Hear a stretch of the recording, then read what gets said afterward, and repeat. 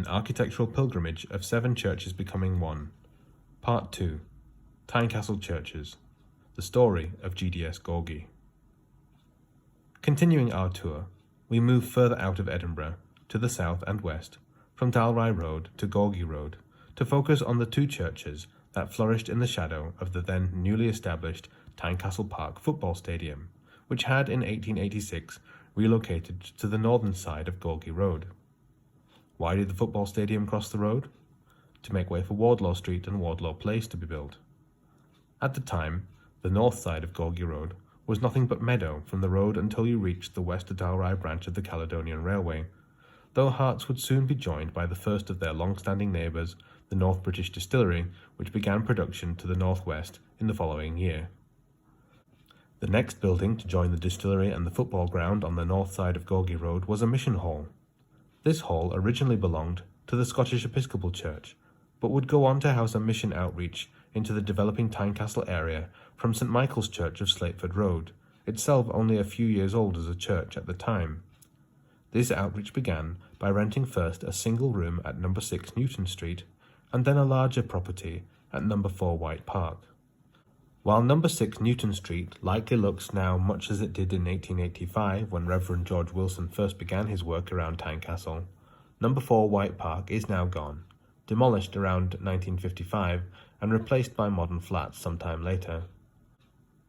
It is worth noting here, briefly, that the original 1877-built White Park houses and the adjacent cabinet manufacturer they were built to serve were the original inhabitants of this particular area, predating Hearts football ground by about 4 years. Once his congregation outgrew domestic accommodations, Reverend George Wilson and his new assistant, Reverend J. Bell Nichol, oversaw the move to the previously mentioned 250-seat mission hall on the north side of Gorgie Road, directly opposite White Park, which was purchased from the Episcopal congregation in 1887. As victims of their own success, however, it became clear by 1891 that there was need for a proper stone-built church to house the growing congregation. A section of land was bought on the remaining meadow between Gorgie Road and the North British Distillery, and a stone hall built to seat 530 was completed by May 1891, for the price of £2,000. It even included a little flat to accommodate a caretaker on the first floor. Sadly, we can find no record of the architect for this hall, but, surrounded by the meadow, and set quite far back from the main street, it must have been a fairly bonny spot, predating the construction of the tenements on the north side of Gorgie Road as it did. The congregation still continued to grow, however, as the surrounding Gorgie area was rapidly developed, and with new industries and the workers to staff them flooding in, it was deemed necessary to no less than double the size of the existing building in order to keep pace with the congregation's projected growth. When this was priced up, however, it was realised that an entirely new building with adequate accommodation could be built for only £500 more on the plot between the existing hall and the roadside. This was deemed to be the better investment, as it allowed the existing building to serve as an adjoining church hall with all of the utility that provides. The new building would have its facade in line with the tenements now being constructed along Gorgie Road, and prevent the church from being hidden away behind them. The foundation stone was laid in 1900, and the first service held in the new church almost exactly 1 year later, on the 9th of November 1901. The building could seat between 800 and 1,000, and cost £5,600. It was constructed in the decorated Gothic style, to the design of architects Henry Hardy and John Rutherford White, of Hardy and White architectural practice, as their penultimate work. Most of their work consisted of churches and associated buildings, but they were also responsible for the former Deaconess Hospital, now student accommodation for the University of Edinburgh on the Pleasance. There was also a corrugated iron hut, built around 1910, onto the side of the original hall, which was dubbed the Scout Hall, and it remarkably survived for around 70 years. For another 11 years after the completion of their new building, the congregation met under the auspices of St Michael's Slateford Road, from whence they had come, but finally they were disjoined and established in their own right in 1912, ultimately becoming Tynecastle Parish Church of the Church of Scotland, which they remained until unified in 1979 with Cairns Memorial Church, which, similar to Tynecastle, has roots in the local area that predate the building itself. In 1896, students from the United Presbyterian Divinity College on Castle Terrace, which would go on to become Poole's Synod Hall, and then the Hole in the Ground, and more recently Saltaire Court, began their missionary work in the developing Gorgie area. They initially used what is now Gorgie War Memorial Hall Community Centre, or the Gorgie Mem, outside Sainsbury's, but which was known rather adorably back then as the Little Church in the Field. This building had been completed in 1887 for the use of the Free Church congregation which had grown up in the original Gorgie village around Cox's Glue Works and the old Gorgie School. Its architect was one David Robertson, who would go on to contribute 2 further halls which remain in the care of GDS Church, and, like the Little Church in the Field, are still very much standing. Indeed, on a more personal note, his daughter was an active member of the early Stenhouse Sorton Church, which we will cover in our next video. When the Free Church congregation moved to Slateford Road in 1886, the Little Church in the Field was vacated and the United Presbyterian students moved in. But only a year later they had managed to open what became known as the Stewart Hall next door to Tynecastle Park, and the founders lived in a commune in the adjacent tenement at 198 Gorgie Road, which is now above a dry cleaners. The Stewart Hall, now simply known as Our Large Hall, was also built to David Robertson's design, and is one of the 2 previously mentioned halls that we have by his hand. Possibly Robertson's most well-known Edinburgh work is the former Morningside North Parish Church at Hawley Corner, now the Eric Liddell Centre.